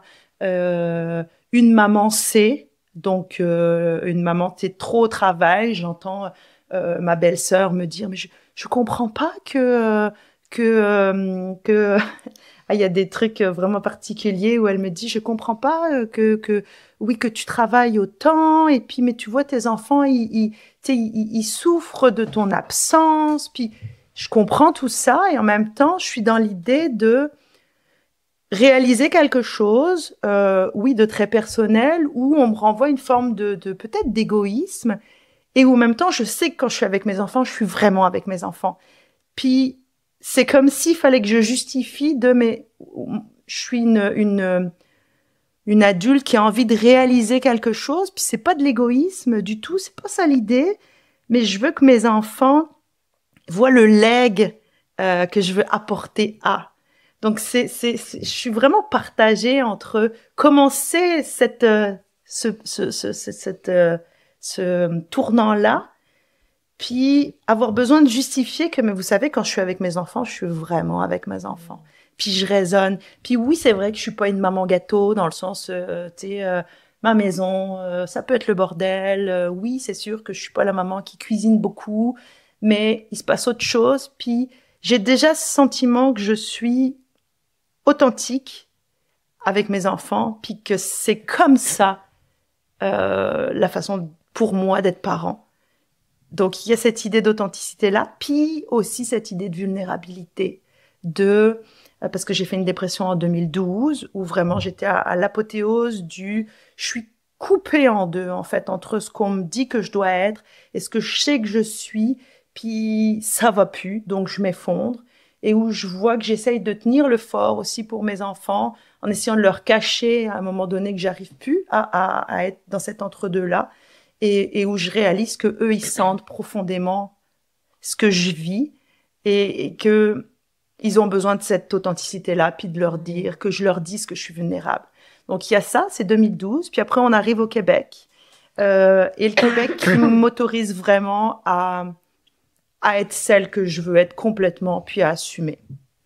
Au point où, c'est ça, je laisse aussi le papa de mes enfants, parce que c'est comme un rappel d'un truc que je veux plus être, ce côté madame, et puis mariée, et puis c'est ça. Donc, et puis il y a la rencontre avec Gabriel, et puis 2 autres enfants, mais une maternité là très gériatrique, oui, comme on l'a dit, hein, c'est ça. J'ai 46 ans. Enceinte. C'est ça. Donc avec un enfant là qui a 4 ans, Augustin, et Paul-Émile qui a 2 ans et demi, et où effectivement je réalise combien ça va peut-être paraître bizarre, puis les gens vont me dire, ouais, mais c'est facile, elle est médecin, donc c'est la parentalité, c'est pas si compliqué que ça quand on laisse toutes les recettes, puis tu devrais, puis qu'on y va avec nos tripes, en fait. Puis d'accepter de merder, en fait. C'est que j'accepte enfin d'être une maman insuffisamment bonne, pour reprendre Winnicott dans le sens inverse. Et j'ai fait la paix avec ça, avec ce truc de... ouais, j'ai fait la paix avec ça. C'est pas facile pour moi de parler de ça parce que c'est très... je sens encore certains jugements, c'est quand j'appelle mes parents puis qu'ils me voient avec les enfants puis qu'ils disent mon père qui est toujours mais là est-ce que Paul-Émile est en train de monter là-dessus puis genre tu sais puis là maintenant ça vient me chercher puis j'ai envie de dire puis là les gens vont dire mon Dieu qu'elle est pas polie avec son papa, j'ai envie de lui dire papa ta gueule, tu sais je le sens, ça monte en moi de arrête, ça va bien aller. Puis je me dis, mon Dieu, que j'ai été élevée là-dedans. J'ai été vraiment, quand je suis retournée chez mes parents, j'ai été élevée dans ce truc de, il va m'arriver plein de trucs. Je m'en suis rendu compte quand je suis devenue adulte, puis quand j'ai rencontré Gabriel, combien j'avais pas expérimenté plein de choses. Parce que j'avais peur, parce qu'on m'avait dit que ça faisait peur, parce que, puis là, je réalise que, mais non, il va rien se passer d'aussi grave que ce que vous me dites. C'est pas vrai, en fait. En fait, c'est ça que j'ai envie de dire aux parents. C'est pas vrai, tous ces genres de choses qu'on vous dit qui va se passer, puis que votre enfant va être ci, va être ça. Qu'est-ce que votre cœur vous dit, là? Puis c'est pas évident, hein. J'ai cette facilité-là parce que je suis peut-être aussi plus vieille ou peut-être parce que je sais pas trop. Je sais pas si c'est ça. Puis en même temps, je rencontre plein de jeunes adultes qui ont... Puis je les trouve beaux. Je vois ma sœur, par exemple, qui a 11 ans de moins que moi, puis qui est déjà là-dedans. Puis quand je lui dis... T'es la sage de la famille, puis tu m'inspires, puis qu'elle me dit, bah voyons donc, puis oui, Emmanuel, tu m'inspires parce que t'as dit merde à tout ça, puis t'as laissé les produits, les machins, les trucs que j'ai mis tellement de temps à accueillir dans ma vie. Bref, je sais pas si c'est très clair, mais c'est limpide, puis je t'écoutais attentivement parce que j'ai aussi un profil de... Tu sais, je suis pas la maman à la maison. C'est Vince qui est un peu plus... il était papa à la maison, initialement, avec la pénurie de garderie. Puis il était aussi sincèrement heureux d'être avec son fils. Il aurait aimé qu'on soit entouré d'une communauté puis que cette charge-là soit partagée. Lui aussi, à la fin de sa journée, il est fatigué, mais lui, ça l'énergisait quand même en partie. Puis moi, j'en suis absolument incapable. Puis ça... J'ai encore de la misère à vivre cette réalité-là de... Je m'intéresse à c'est quoi être un humain, c'est quoi les besoins fondamentaux d'un enfant sur un ordinateur, puis de devoir dire non, je peux pas jouer tout de suite à mon enfant. Ça c'est un peu bizarre pour moi dans mon esprit. Mais quand je me ramène à... Je pense que le plus beau cadeau qu'on peut faire à un enfant aussi, il faut être présent. Je pense qu'il y a une quantité aussi de présence qu'il faut avoir. Mais un cadeau qu'on peut lui offrir aussi, c'est un amour pour la vie, puis un amour pour ce qu'on fait, puis que quand lui nous arrive avec une passion, qu'on la nourrisse aussi bien qu'on nourrit les nôtres. Puis c'est drôle parce qu'il y a un des choses qui m'a sorti un peu de cette culpabilité-là de dire comme je suis dans mon ordi un peu trop, puis je parlais avec Aurélien, qui est le boulanger du village, qui a une histoire aussi fascinante, puis je lui disais comme « Ah ouais, je ressens ça, moi je suis sur l'ordi, mais je parle de mouvement, fait que là, moi aussi, c'est ça ma réalité, il faut que je me force à bouger, puis tout. » Puis il dit « Là, Marc-Claude, là, dit, là, il faut que tu sois fière de ce que tu fais. Là. Puis, c'est ça que tu peux offrir à ton enfant. Puis ton travail devant l'ordi, puis ça va être ça. Puis ça m'a fait du bien de dire, là, il faut que j'arrête de presque m'excuser d'exister. Mais tes enfants, ils ont besoin de ça. Puis je vois là mes ados, maintenant qui ont 14 ans, je vois ma fille, je t'en parlais, Adèle, qui dit, mais j'aime tellement la maman là que t'es, parce que c'est ça, eux ont vécu l'autre maman, puis elle dit, waouh, tu sais, de voir ta fille qui dit, mais je te trouve cool, mais pas dans le sens parce que t'as des tatous, t'as une tuque, c'est pas ça du tout, mais c'est comme, t'es vraiment toi là, puis je suis capable de le dire, cette Céline-là, c'est celle celle du début, en fait, effectivement, celle qui était dans le village avec les grands-parents, puis qui parlait à tout le monde, puis qui était sur son X parce que elle aimait ça, la joie, etc. Puis c'est vraiment ça. Puis oui, ça donne peut-être aussi des petites frictions, des fois même au quotidien, parce que même avec mon conjoint qui me dit, bah oui, mais là, il y a aussi une réalité dans la vie. Puis oui, bien sûr, puis je le fais. Mais je veux que mes enfants sachent que c'est quand tu te réalises, puis que t'es dans ce que t'aimes, puis que tu leur transmets ça. je reviens vraiment sur le côté de l'authenticité puis de la vulnérabilité. Puis je veux pas qu'ils se disent « Ah, maman, elle était hot dans tout, faisait à manger, la maison était... » Non, c'est pas moi. Puis je vais être profondément malheureuse si j'essaye de coller à cette image-là de... J'appelle ça la maman ricorée, là, dans notre... en France, on avait une petite publicité, il y avait la maman, le papa, puis c'est l'ami du petit déjeuner, l'ami ricoré, puis tout le monde était heureux. Puis non, ça marche pas comme ça, en fait. Je serais profondément pas bien, puis je veux qu'ils aient une maman, un papa, qui aille bien dans ce qu'ils sont, parce pour qu'ils puissent se dire, bah ouais, j'aspire à ça. J'aspire à pas être comme tout le monde parce que c'est pas ça le bonheur pour le coup. De réaliser. Parce que je pense que tu as beaucoup couvert comment parler de dépression ou de problèmes de bien-être, de santé mentale avec nos propres enfants. Oui. Puis juste le titre des articles ou le titre des épisodes de podcast, il y a quelque chose qui me faisait du bien. C'est-à-dire, je pense que ce qui est pire, c'est pas de l'anxiété ou de la dépression, c'est quand, en plus, on essaie de l'étouffer. De cacher. Ou de le cacher, puis là, on implose. Complètement. Puis les enfants, ils le sentent. Puis quand je dis ils le sentent, dans mon premier livre, j'en parle, Il pleut à la maison, c'est même pas uniquement les enfants, c'est les nourrissons. J'ai pris en charge un petit garçon, j'ai appelé Nathan dans le livre, qui avait 15 mois, qui était dépressif et anorexique. Puis les gens me disent, ça existe pas? Ben oui, l'anorexie et la dépression du nourrisson, ça existe. Puis donc on m'avait appelé en tant que pédopsychiatre de liaison parce qu'on disait, il a rien physiquement, mais il se nourrit pas. Il prend à peine un biberon par jour. Puis c'est comment j'ai accompagné ses parents et cette maman qui vivait en cachette parce qu'elle pensait que son bébé voyait pas qu'elle était en dépression, puis que le bébé avait internalisé cet affect de la maman, puis comprenait qu'il devait être en miroir de ça, puis que peut-être, parce que les enfants, c'est comme ça, jusqu'à peut-être 6, 7, 8 ans, pensent que ce qui arrive autour d'eux, et surtout à leurs parents, c'est de leur faute. Donc c'est comment cet enfant vivait en miroir, en se disant, bien sûr que l'enfant se dit pas, je pense que je ne suis pas un enfant désiré, il a 15 mois, c'est pas ça, mais il ressent dans son corps, dans ses tripes, qu'il se passe de quoi. Et il est en miroir de tout ça. Et donc, j'ai travaillé avec la maman sur déjà le fait de dire, bah oui, je suis pas bien, puis j'essaye de le cacher.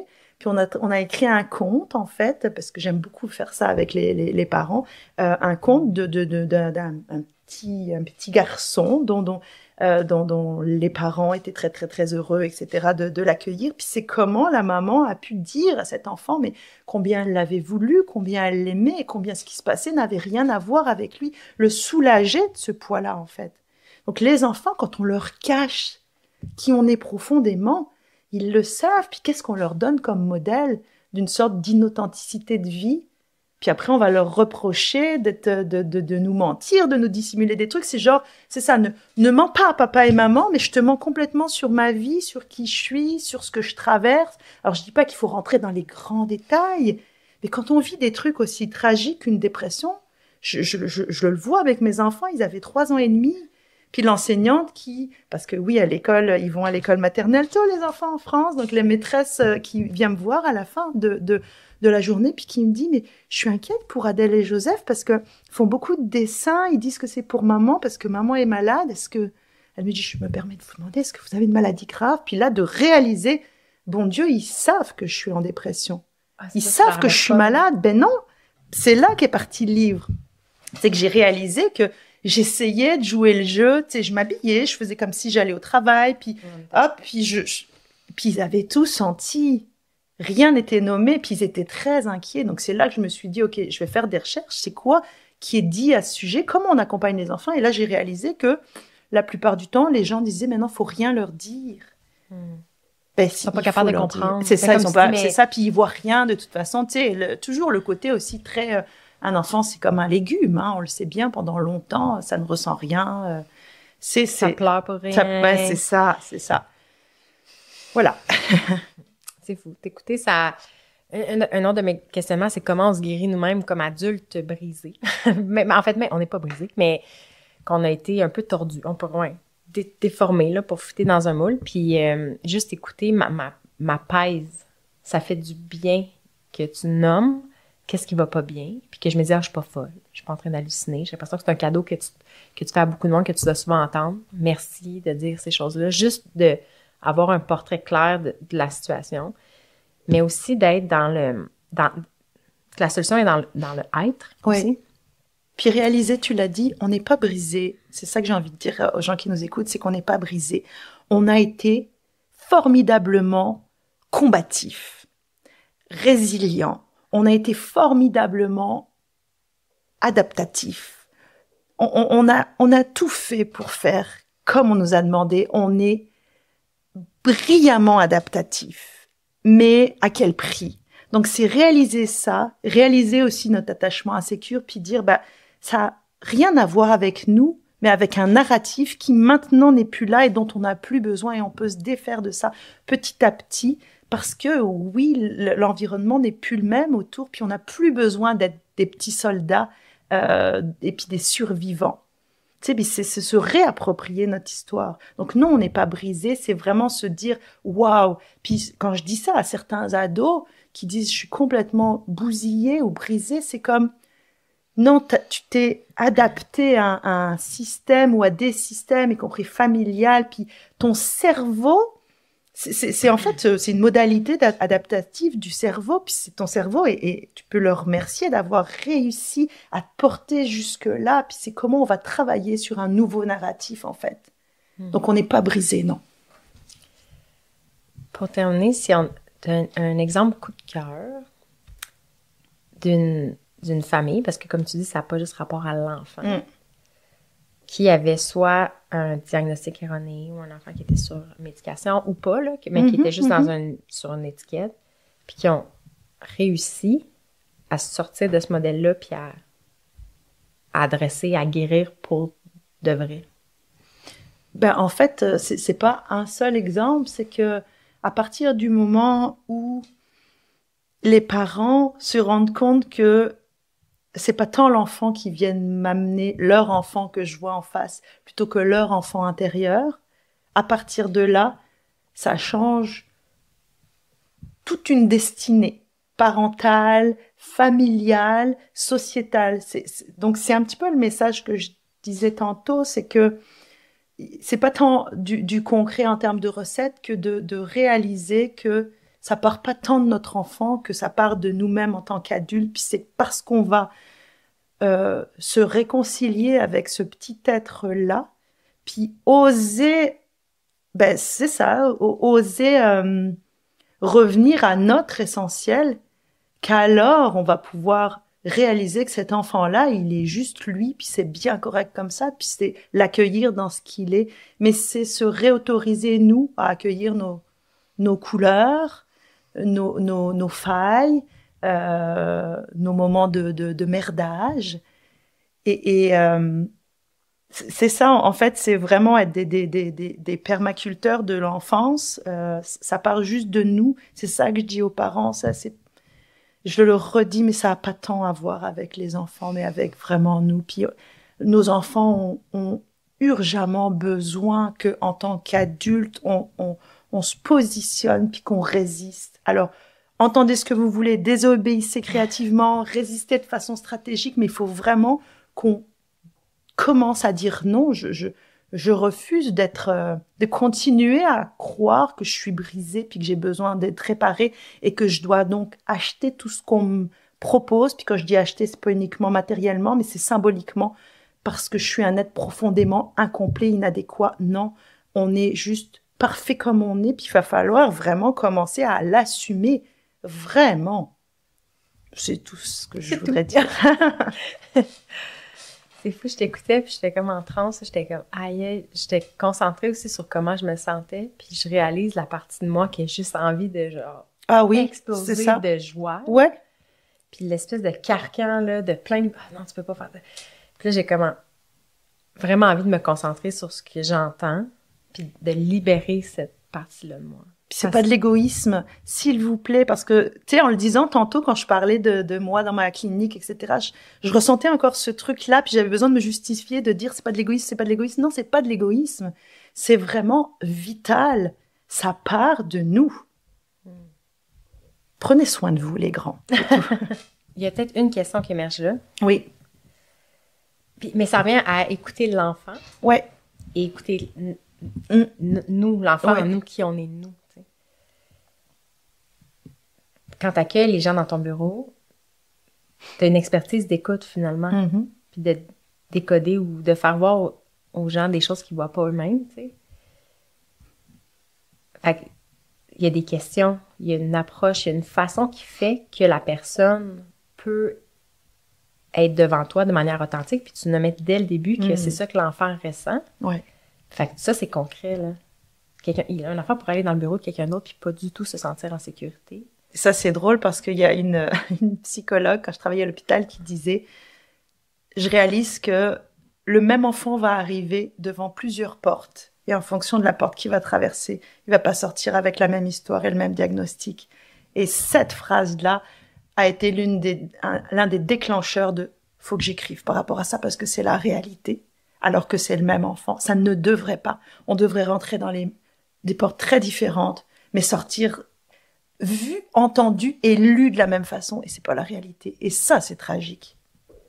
Puis comment t'en viens à créer ce contexte de sécurité pour les enfants, puis encore une fois qu'on peut appliquer à nous-mêmes en fait pour réécouter ce qui nous habite, qu'on n'est pas capable peut-être de cerner ou d'entendre. Toujours le même terme, authenticité, vulnérabilité. C'est-à-dire que quand les gens viennent me voir, ils ont ce que t'as là.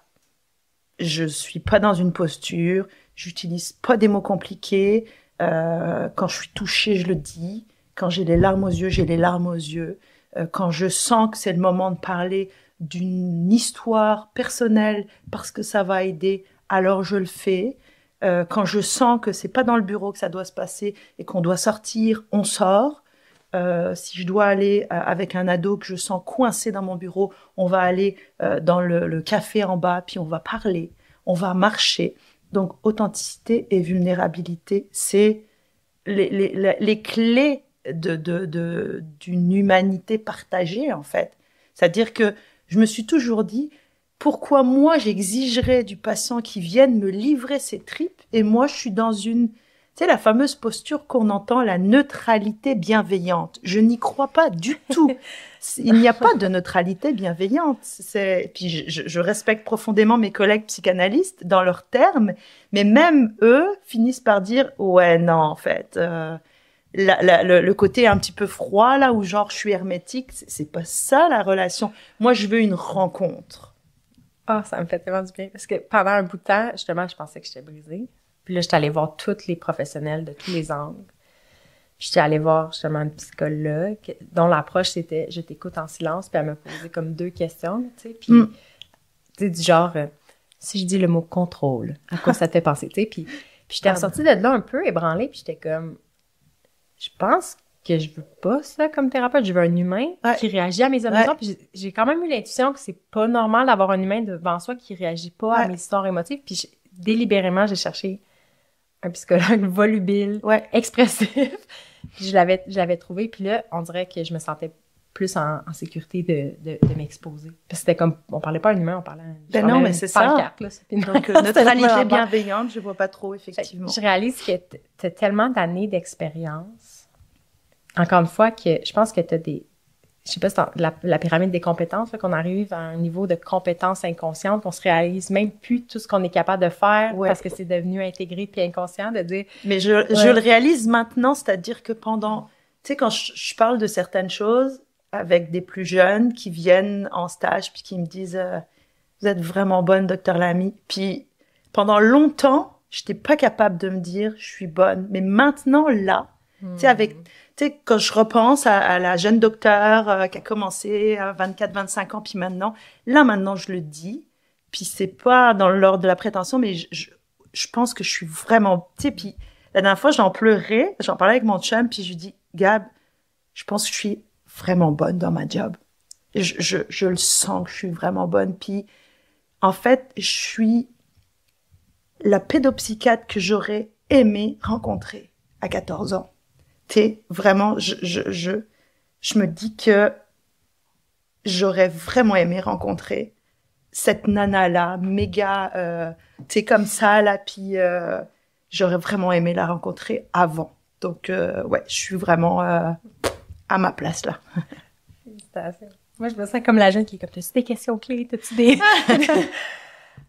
félicitations. C'est vraiment mérité. C'est beau que tu le perçois de... Ouais, j'ose le dire enfin, puis c'est pas... ça a été long avant de le dire, hein. Vraiment. Moi, je pense que j'arrivais avec...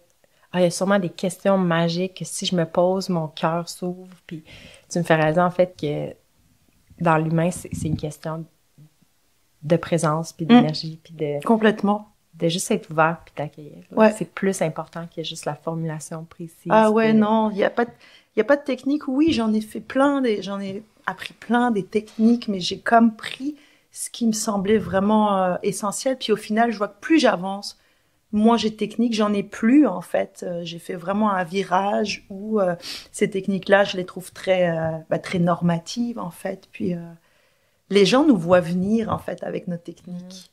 Puis du coup, ça crée de la résistance, hein, quand tu vois venir l'autre en disant « Ah, je sens où il veut me mener, là. » Puis là, ça résiste, c'est normal. Donc non, j'y vais avec ce qui vient, puis j'observe. Les gens ont les clés en eux, hein, vraiment. Ça, c'est la permaculture, c'est de faire confiance à l'ensemble, au terreau, au petit germe qui pousse, puis de respecter la temporalité. C'est ça aussi que j'explique aux jeunes psychiatres, c'est qu'ils veulent aller trop vite, puis qu'ils veulent obtenir très vite quelque chose pour que ça sorte, puis pour se faire une tête. J'aime pas cette idée-là de « Ah, faut que je me fasse une tête rapidement sur mon patient ». Non, c'est pas se faire une tête, parce que la tête que tu te fais sur le moment, c'est peut-être pas celle que tu verras dans un mois. L'humain, il est mouvant, il est changeant, ça marche pas comme ça. J'ai entendu un médecin dire on forme des calculatrices puis des des photocopieuses. Ouais, ouais. Cet esprit-là comme analytique de données versus être dans un autre registre. Complètement. Je le sens. En tout cas, merci encore. Merci. Merci d'avoir été avec nous cette semaine au Studio Vivace et merci à tous les membres du clan Vivace. Grâce à votre soutien, on peut offrir du contenu gratuit comme ça chaque semaine. Ça soutient la quête de Vivace et ça permet de faire rayonner, de pousser les idées encore plus loin. Les membres du clan Vivace ont aussi accès à du contenu exclusif. Chaque mois, on se rencontre pour un ralliement en direct et on échange sur des thèmes qui ont toujours rapport à comment se créer un mode de vie plus vivace. Le clan finance aussi le projet sur lequel on travaille en ce moment.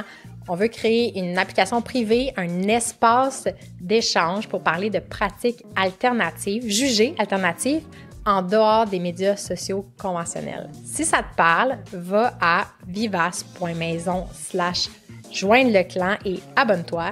C'est 7 $ par mois, ça donne accès à plein d'autres bonus. Bref, on se voit dans le clan.